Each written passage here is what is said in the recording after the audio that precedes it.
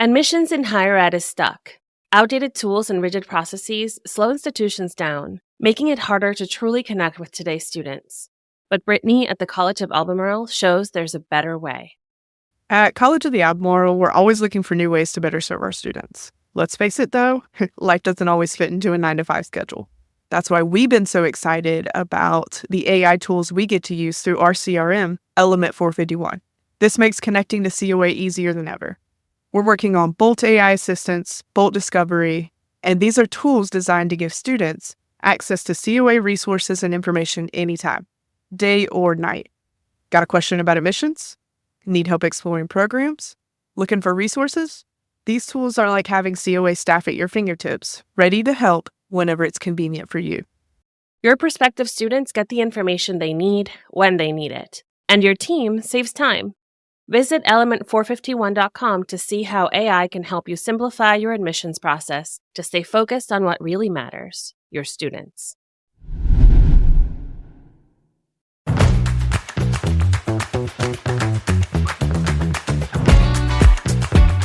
Welcome to Talking Tactics, a podcast that gets you results.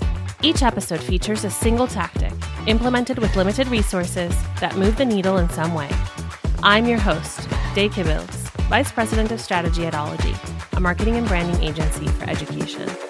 Join me every other week for discussions with some of the most clever folks in higher ed worldwide, doing the work day to day, just like you.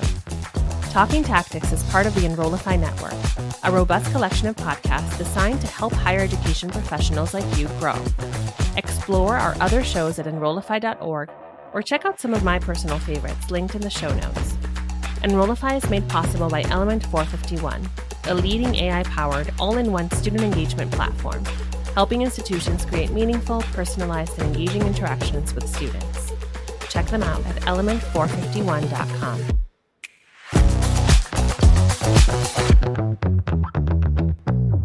Hello, everyone. Welcome back to Talking Tactics. I'm your host, Day Kibbles, and with me today is Sean Whitten from Southern Methodist University in Texas. Sean is here to share how a very simple 15-second video has gotten students who withdrew their applications to reconsider and actually come back to the institution. Welcome back to the show, Sean. Thank you, Day. I really appreciate the opportunity to be here. Longtime admirer of your work, and of course, some of the work that's come from Enrollify as well. Awesome. Well, thank you. Did I say welcome back? Welcome back to you the did. show. Like, I feel like I'm back, right? You know, it really does feel that way. I'm just like, hey, yeah, welcome back, because we met before.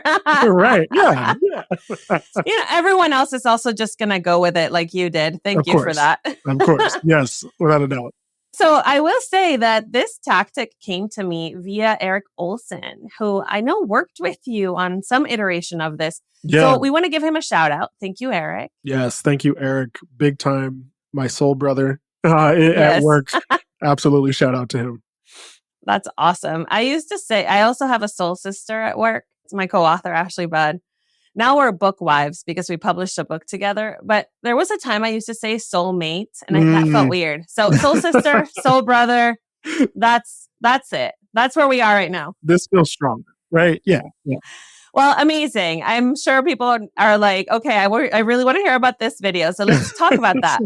What challenge were you trying to solve? Tell us about the situation that led you to even having this idea. Yeah, absolutely. I think the thing that came to mind was we were at the stage of figuring out what a evaluation would look like and the timing for a survey that would allow us to understand where some of our students were coming from. And I shouldn't say not coming from. It's more of where they were going. That wasn't us. So I think a lot of that was trying to better track the students that were withdrawing and students that were honestly at the other side of our process, right? So certainly we have and are empowered in this.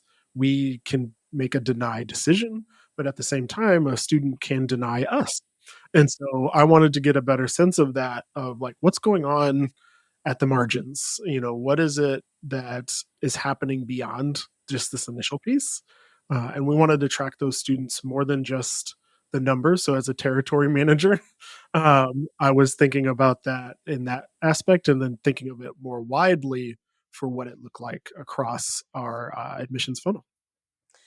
I love how you say I'm at the margin and what's happening with those students as individuals because, I've looked at many cross app spreadsheets in my life and where non-enrollers go and all of that. And it's always a table. Like it's always a table with some numbers and there's rarely a decision reason other than maybe, location or financials, but it doesn't really go any deeper than that. So right off the bat, kudos to you. This is really you living your values. I love that.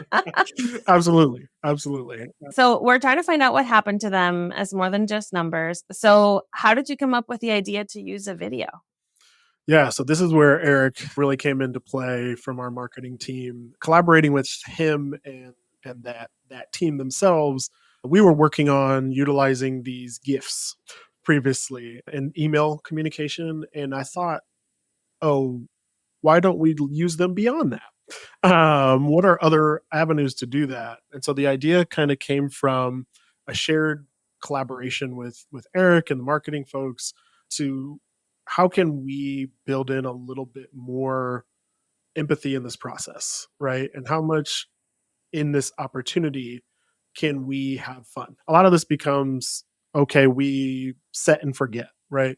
Okay, we submitted our withdrawal form for a student or inquiry or things of that nature applicant because they've withdrawn and we forget. We set and forget, and that's it. But I wanted to think about this from an idea, like you said, of the individual person and kind of share with those students that yes, you're withdrawing from us now, but what is it about the future that we could still be a part of that, and how can we better serve or want to serve in that capacity? So if something doesn't work out, it's like a relationship that you build, right? Or you've built a relationship with these students and their families, and then you have to say goodbye in these ways. And I think I described it as, a breakup, right? Like in the past, you just broke up and everybody ghosted each other. But now it's much more of a let's not be ghosts or phantoms to one another, but there's this moment in time we shared in which we can also still support each other as we move forward.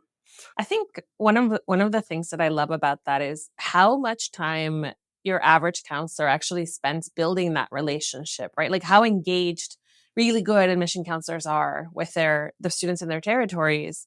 And you're right, like the moment the student withdraws or denies or whatever, that's it. Like it's all that work just disappears. And I love that you're thinking, well, no, it doesn't have to, right? Like one, I wish them the best, but two, we all know how often students are switching schools, how they might realize that it isn't a great fit during that first semester.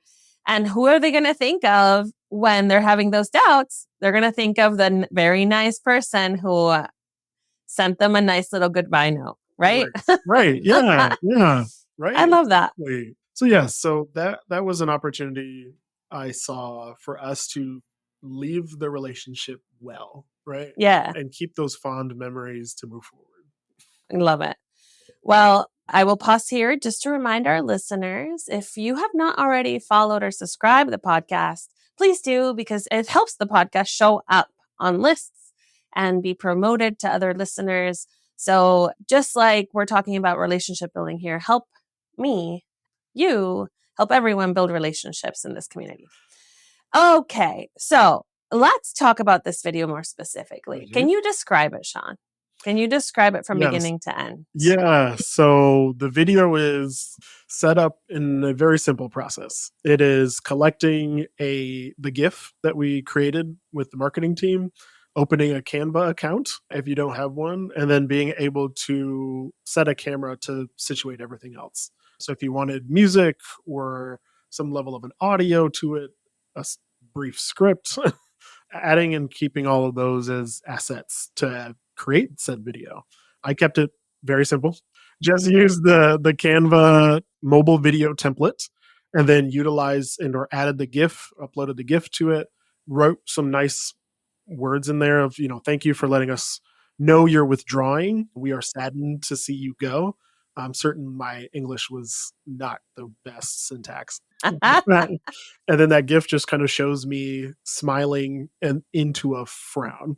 And so by the end of the frown in the GIF, it changes the slide over into a congrats and a more cheerier music and a congratulations to the institution that they're going to instead of us. And so it kind of showcases a little bit more that yes, you informed us not only of your withdrawal, but where you're going next. Yes, we have that benchmark and there's that table, but allows us to then showcase we are listening and good luck in the next piece. We're still rooting for you as you go on to your Yeah. next move. Yeah. Yeah, and the piece, my favorite part of it is for sure your face going from a smile to a sad, like a sad face, and it's you. It's not an emoji. It's not a memoji or whatever those things are called. It's actually you. Which, when we were kind of talking about this tactic in advance, I asked, well, this isn't the first time they see your face, right? So they know it's you. It's this very personal touch, and I love that.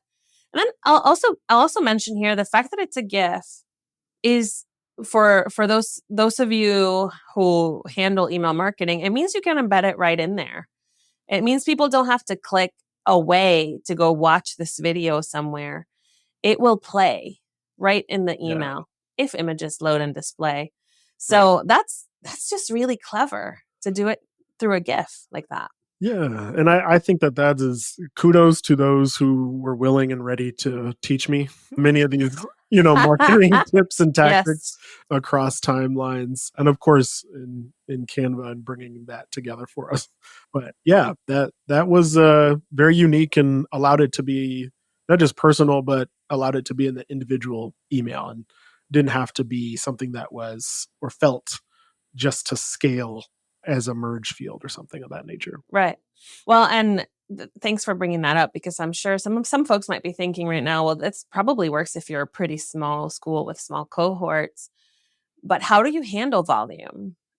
How many students do you reach out to? Do you prioritize who you make these videos for?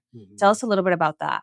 Yeah. So when I was doing this, or still doing this, it is one of those things where it's not necessarily prioritized per student because I do want, as a territory manager, as a recruiter, counselor, the work to still be personal and have that level of attention and intention to it.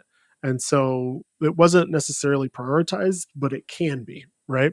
So if we're talking to the audience thinking, if you want to scale this, you can and build a process around it. But for me, it was about ensuring that the relationships I had built were maintained and that this is an opportunity to kind of keep it in a funny way, right? Like you're saying goodbye to me, but like don't forget I was hilarious. And so, you know, so like in the numbers, I had done or conducted this from in my time at Lewis University from 2014 to 2017. And I had gone with this goodbye video to about 44 withdrawals. And so at the time, it didn't necessarily have any set priority to a specific market or population. It was just those who informed of their withdrawal and allowed an opportunity to understand where they were going in the same token. But of those 44, we had 5 instances in which it worked. They went to orientation or started coursework or something of the like and received my video and changed their mind. And so they came back to enroll with us at Lewis. And so it offered a unique experience that way. What are the 10 AI tools you can't afford to miss in 2025? From automating tasks to personalizing content, find out at AI Engage Summit. This free virtual event on February 25th and 26th will give you the tools to thrive in higher ed's AI-powered future. Register now at enrollify.org/engage. That's incredible. I mean, I work with a lot of clients who are so focused on the top of the funnel, and I see that focus shifting to yield more and more because students are applying to more schools, and that's a weaker signal now. But you're talking about withdrawals kind of at any point, really. And of course, the deeper they go, like I think about this as like a post-deposit tactic even, right? Where if they disappear in that melt period, like they're already halfway to you or more, like something like this could be the final thing that gets them to actually come to your institution, right? Right. And I mean, it does it with it doesn't have the seriousness of our process, right? So the admissions process is incredibly stressful and incredibly anxiety inducing for students throughout the time, but it allows a little bit of jest that I think needs to be infused in what we do. And Day, I know you talk a lot about empathy in the process, right? And I think that this allows for that to be a part of it where, anecdotally, a young man withdrew last month, for example, at my current institution at SMU. And while he's not coming back, or to my knowledge, but he immediately did reply and said that was one of the funniest things he receives from a college. So he could have easily cut ties with me, said, "Hey, we're done," but took the time, just as I had, right, to really understand that there's a connection here and it doesn't have to simply be that we are transactional. Absolutely. Yeah. Yeah. Well, and I think about how that might actually show kind of longer term results, right? So because this student probably showed that to their parents, siblings, friends, and someone is gonna like people are probably talking about this because it is funny and it is different. And I think I just want to really emphasize this point because you said it earlier. It could be scaled, right? It could be scaled if you just make this little goodbye gift for anyone who withdrew, but you take it that extra step and it's, the name of the student and the institution that they went to. And it's obvious that it's not at scale. It's obvious that it's personal. And I do talk a lot about empathy. And I love how this is empathy in a joyful way, right? It's not. Oftentimes I feel like when we talk about empathy, people feel like, oh, it's a burden of emotion, right? Like everyone is anxious and overwhelmed. And that is true. And we need to support our students through that. But empathy is also feeling with, right? And so if a student is overjoyed that they got into their ED school and that means that they have to withdraw the other applications, then we're happy for them too, Yeah, right? exactly. And empathy works that way too. And I think the best recruiters and admission counselors I have ever met, we all share this in common and say, I don't really care if the student comes to my institution. I mean, we do, but what you really want is to help them find the right fit. And for some students, that might not be your institution, and that's fine. And for others, they might realize it is after they get a video that makes them laugh. Right. And I say it makes them laugh because it's making me laugh every time I see it, right? You like see it. as I'm Yeah. creating and seeing the finished project each time, I chuckle to myself. Yeah. And I really want people to imagine, take a look at the little banner that is along with this podcast and imagine Sean's face going from that nice smile to like a pouty, sad face. Just that's literally what's happening in these videos. It's great. It's great. Yeah. It's just lovely.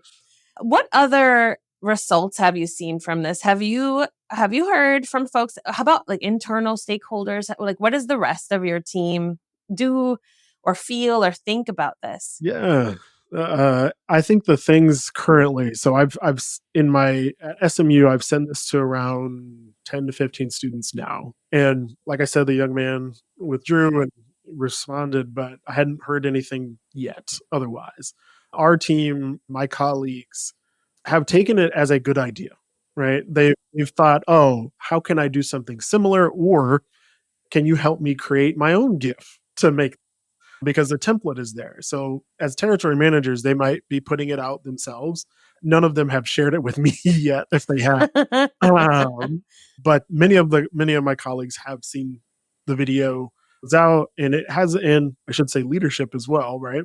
And they're very open. They find it a nice tongue in cheek kind of a thing, and so no, they're great about the acceptance of it, but also its implementation and how quick and easy it is. Because as we know, time often is the most precious resource, and working at those margins to make these connections is intentional, right? And so my colleagues have been very intentional in their work as well in using it. And some of them, I guess to your earlier point, have prioritized it and tried to make it more strategic to who they send it to in that work. But it's been very open and very welcome, well Yeah. received. I guess is the word I'm looking for in office throughout time.